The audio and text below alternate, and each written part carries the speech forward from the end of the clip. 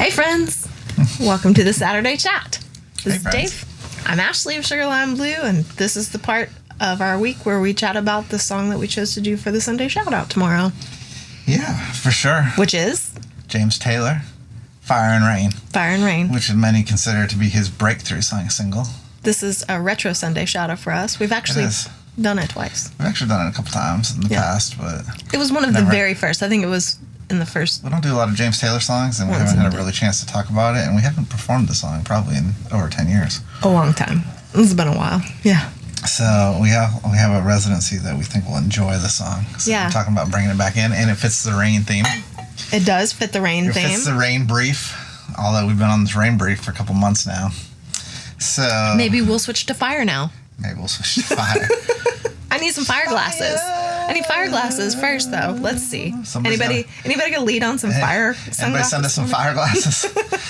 So yeah, I ain't got fire glasses money. I ain't got fire glasses money. I wish I had tour van money, but I don't. So, Fire and Rain, James Taylor. I've always loved James Taylor. I think, he was born in Massachusetts, but I grew up in Carolina, so that explains a lot. Like, he lived in both places, I believe. So, Which Carolina? I think it was South Carolina, but I'm not 100% sure. I always get the Carolinas confused. I'm sorry. He's got the song in my mind. I'm going to Carolina, and of course he has the line about "So was the turnpike from Stockbridge to Boston." So he does some regional stuff. Fire and Rain. It covers a lot of themes. Like there's a lot that the song is about. A lot of themes. So did you know? So the first verse is about the suicide of his friend Suzanne. Yep. And which we talked about in the chat last week. Like anytime we're even skirting around the issue of suicide, I'm gonna say it. I'm gonna keep saying it. If you or someone you know is struggling with thoughts of suicide, or you're struggling with depression, please reach out. Don't go through it alone. The hotline is 988. Reach out to them. Somebody, anybody, reach out. Carry on. So, his friend Suzanne actually committed suicide, but he had been struggling mentally. He'd been in and out of some psychiatric hospitals since he was in high school. And his band had broken up, and he was trying to be productive with an album, and apparently his friends thought it was a good idea to not tell him, and he found out 6 months later. So I can understand the thought process. I understand, but it doesn't make it easier. And then there's like a bit of betrayal heaped on top of the grief and guilt for not having sensed something. I don't know why we think we should sense loss. So this song actually has 3 distinct parts. Yes. So the second verse talks a lot about his band, actually, the Flying Machine that broke up. That's the last one. Okay. Sweet Dreams and Flying Machines on Pieces on the Ground. Yeah, I think so. Is the last one. So, and what was the second verse? Look down upon me, Jesus. You got to help me make a stand. That was about his battle with addiction and also the mental struggles that he was having.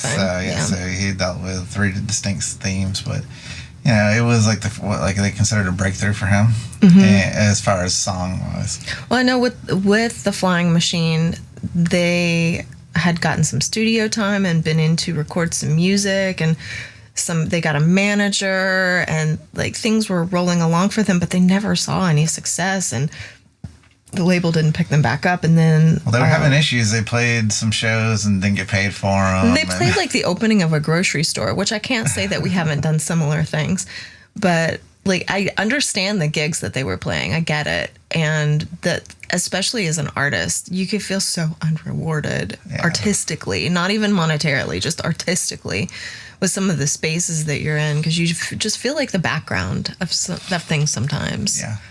So, it can be hard for sure. But he signed then after, like as a soloist, he signed on with Apple Records. He did. He was heard by Paul McCartney, and McCartney was it didn't go anywhere. It just fizzled. And then he actually saw his success with Warner Brothers closely thereafter. Yeah, but Paul recognized the song. And a lot of the reason it fizzled was because he actually wasn't able to promote the album. Like he had some health issues with battling his addictions. And then shortly after that, he was in a motorcycle accident and broke both his hands and both his feet. This man. So he It's went amazing through it that in his he early career continued. and persevered. Like, Yeah, it's like this goes to amazing show to you, me. like, you think that you have perseverance, you know, and it's like if you people say that like you find success in the music industry if you persevere, and this guy James Taylor is perhaps like from what I've read about his history is the symbol for perseverance. He just kept after it. I thought, well, going back to this particular song, I've seen Fire and I've seen Rain, I've seen Lonely Days when I could not find a friend. Like Sunny Days I thought would never end. Lonely Times when I could not find a friend. So the Lonely Times when I could not find a friend is actually what cued the song You've Got a Friend in Me by Carole King. Okay. Yeah. Well, they were married. Yeah. So Carole King wrote that song, and then he actually had a hit with it as well. So he performed it as well. It's pretty funny. It's funny how art inspires art. I find that fairly often. Yeah. Yeah. So it's crazy, like, you know, when you write something like this and you have a hit with it, but it's not only one hit, it's a second hit. You know what I mean? Because the response to it. I gotta tell him myself, because until I was today years old, I had been telling myself a story about this song in order to hold the lyrics in my head. Oh. So would you like to hear my story that I told myself? Okay, so in my head, James Taylor had a friend named Suzanne, which he did, and some friends were going to surprise him by flying her in to visit him. And she died in an airplane crash. And he found out about it, was grief-stricken, was like, the only way I can express myself is through song. And like he was asking for help from above to walk through the grief, which is such a hard process. And the last verse would have been about him thinking about their times together and when he thought there was all the time in the world to just talk on the phone and meet up at some point. But the sweet dreams and flying machines and pieces on the ground, that was the airplane crash in my brain. So that's the story I told myself. This poor woman, she was gonna go surprise her friend. And I don't know if you remember this, but do you remember that like a lot of people found solace in this song around 9/11? Yes. Yeah. Because I think that well, there was so much the parallels of the song and being like sad, the sadness or I guess the tone of it along with the lyrics. Well, there was also, I mean, on that day, I remember very well my feelings of the day, and there was fire and the ashes and papers and things were raining down. It wasn't like a physical water rain, but it was the sweet dreams were raining down. Like it was scary and sad. And I will say this though, like on the day, on 9/11, there was still a lot of hope that people would be found.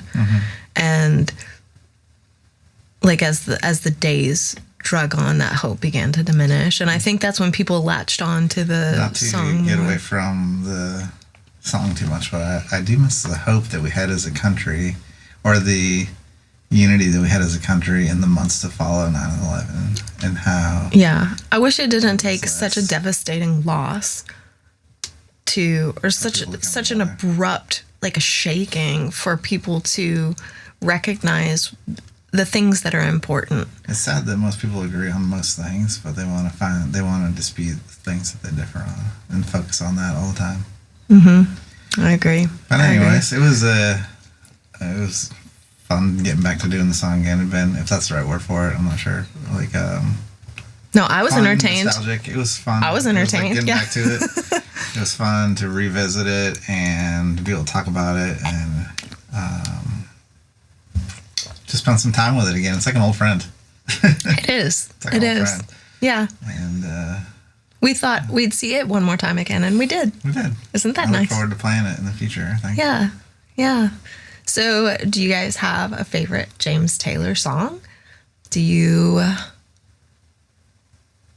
I know that in our early relationship, our favorite James Taylor song was Mexico. I mean, everybody needs a little escape idea. Anyhow, thank you guys for joining us. Thanks for joining us. We appreciate you.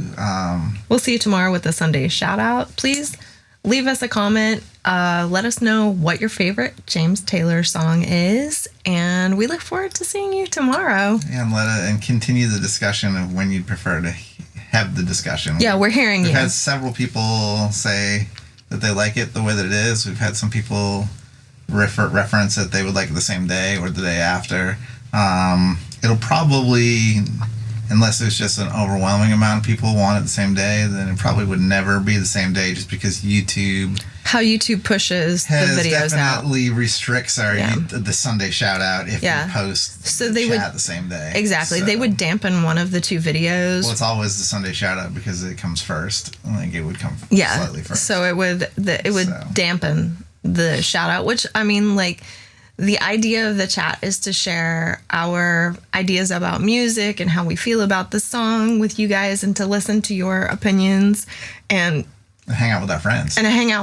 Whereas the shout out is dedicated to one of you. It's the music. I feel like the meat of what we do. It's also like, it has, even though it's like a song between friends, sometimes it's a song between new friends, or it's like an introduction. So the songs are more of an introduction, where the discussion is more. I feel like the chat is more with our established relationship.